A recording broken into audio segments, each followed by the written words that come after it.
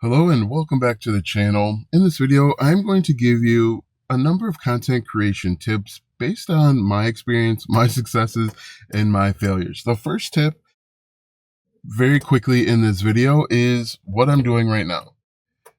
Create content in your car.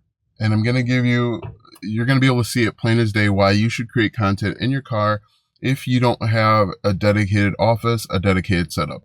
Right now, it's quiet. It sounds basically perfect. It sounds like a recording studio. Besides the clicks and booms of my car, you can only hear me. The lighting is good. The sound is, I would say, probably perfect. But if I go outside, which, oh, you can hear, I left my key in the vehicle.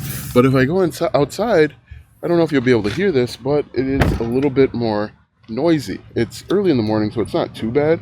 But still, it's more noisy and there's more things to contend with. Also, when you are recording outside, you've got to deal with worse lighting. I've got to squint a little bit. The light is a little bit more harsh on me. It takes me down from maybe a 10 to a 9.8. And so that's a joke for people that don't know. And so if you're just getting started, create content in your car. It's easy. It's fast. You can do it on the go. You can create content in your car before you go into work or on your lunch break or, your 15-minute break, smoke break. Instead of smoking, which I don't recommend, create content in your car. But I think that's a very simple thing that you could do. And that's one of the things that I wish I had done when I first got started. Also, creating content in your car creates kind of like a sense of urgency, not necessarily for you, but for the people that are watching you. So that is pro tip number one. Now, before we get into more pro tips that I've got for you, let's talk about a niche idea. A simple niche idea that I think would be pretty cool is going to different festivals and fairs. Like this weekend is the Wisconsin State Fair, which is a pretty big deal. They've got a bunch of overpriced foods that you don't necessarily need to eat or should eat, but people genuinely love the fair. I don't like going to the Wisconsin Fair because there's too many people and it drives me nuts. But what if you went to all of the different fairs, you tried the different foods, you tried the different rides and the events, and you made recommendations? You get people excited about the fair. Here in Wisconsin, I'm sure it's that way all over the United States, but every county has a fair.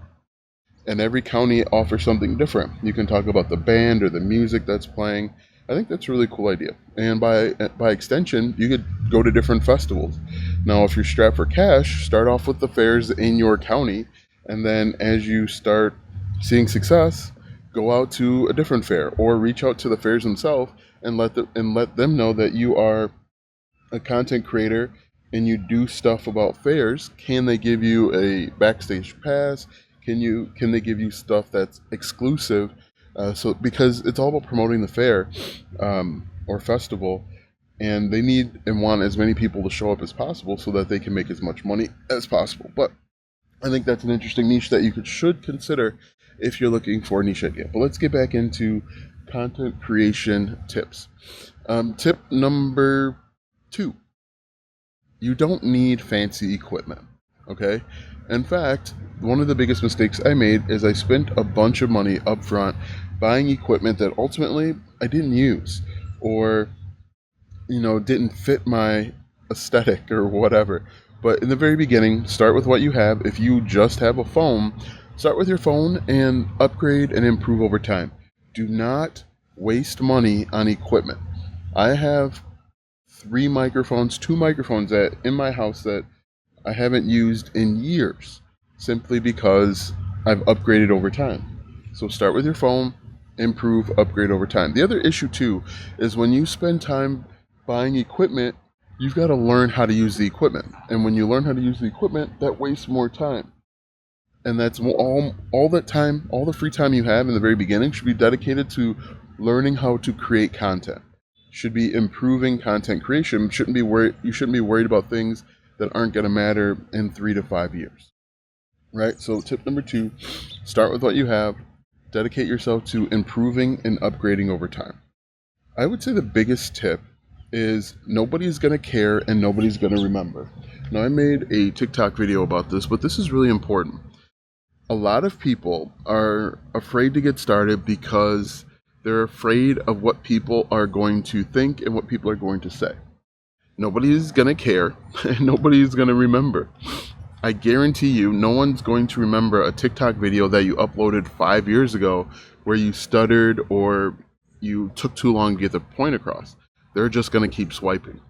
And content creation, if you don't know, I believe that content creation is like learning how to shoot a jump shot. I think content creation is much like playing sports in general.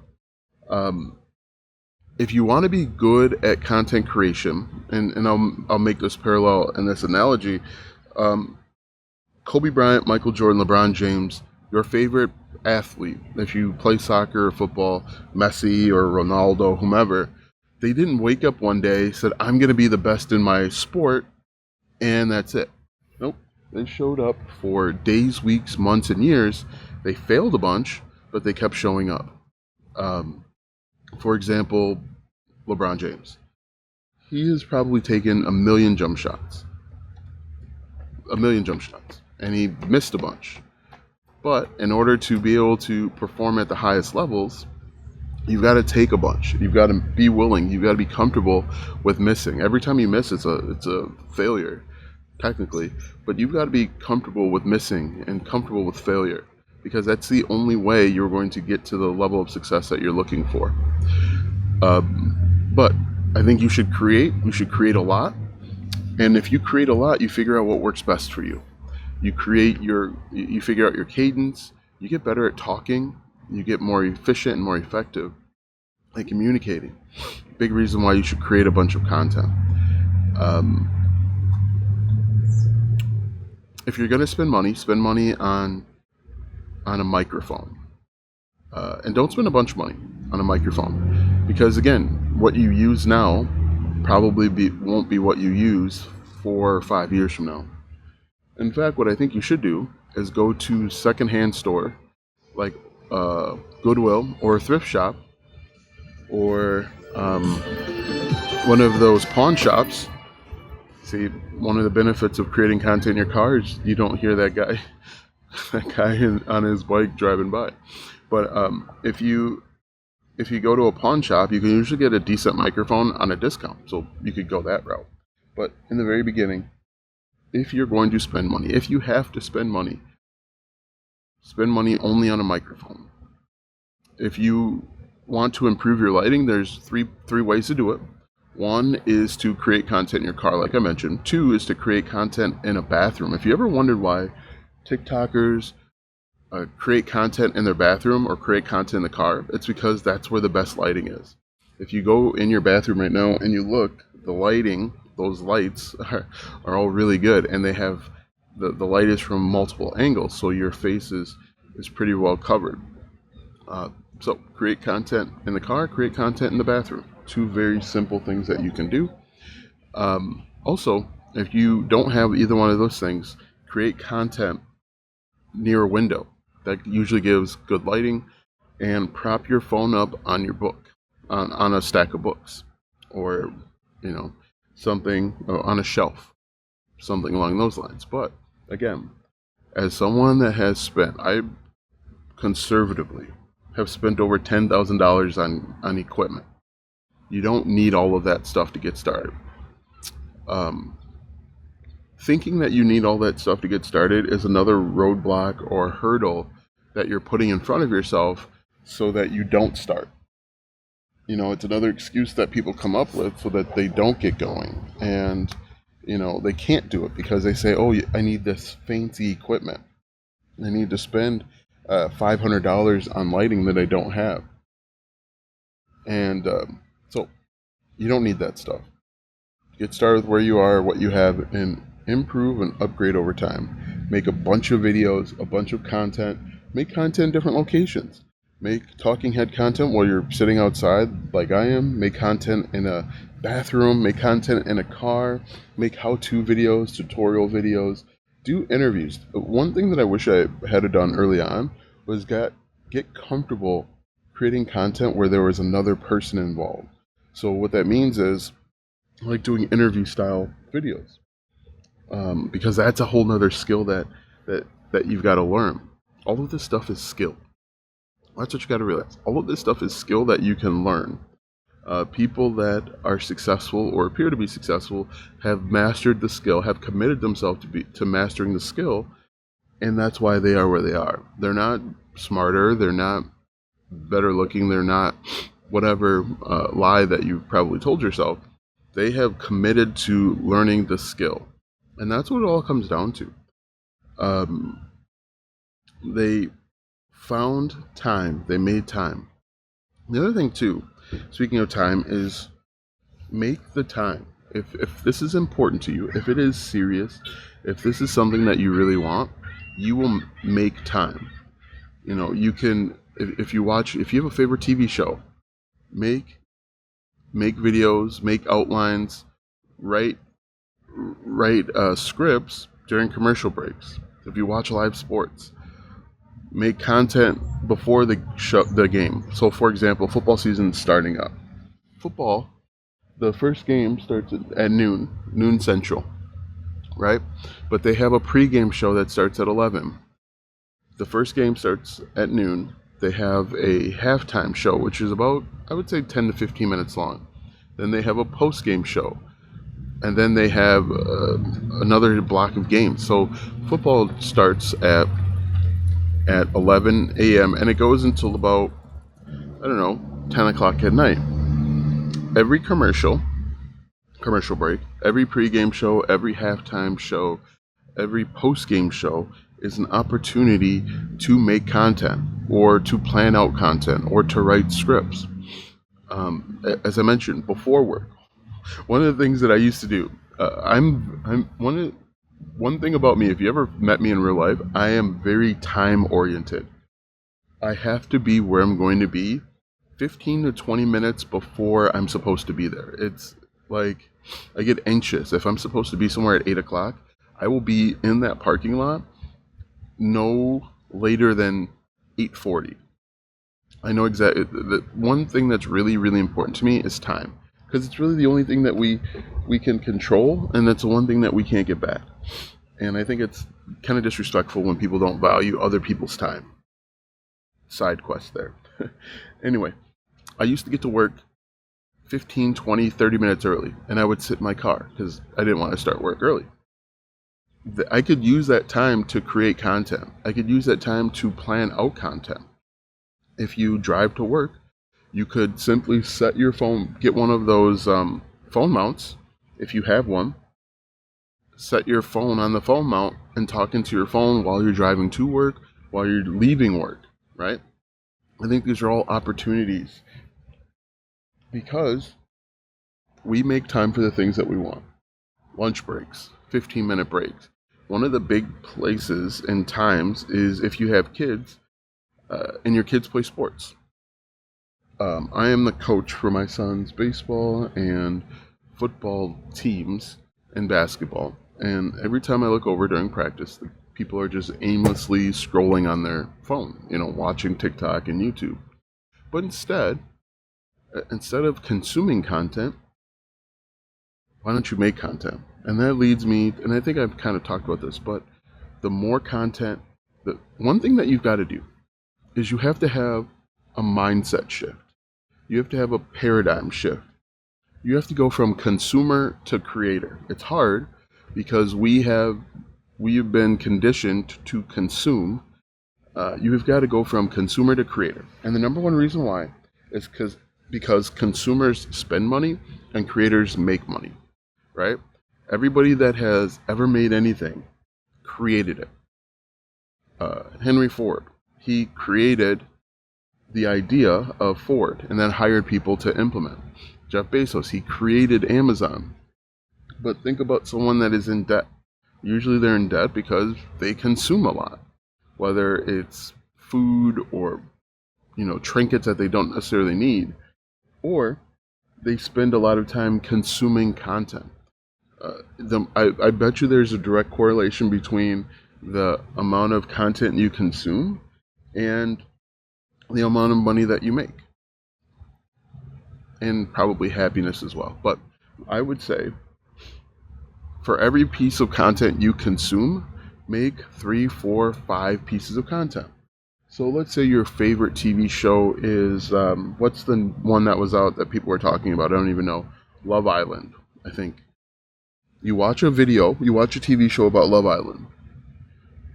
Make 4 videos about that movie, or a TV show.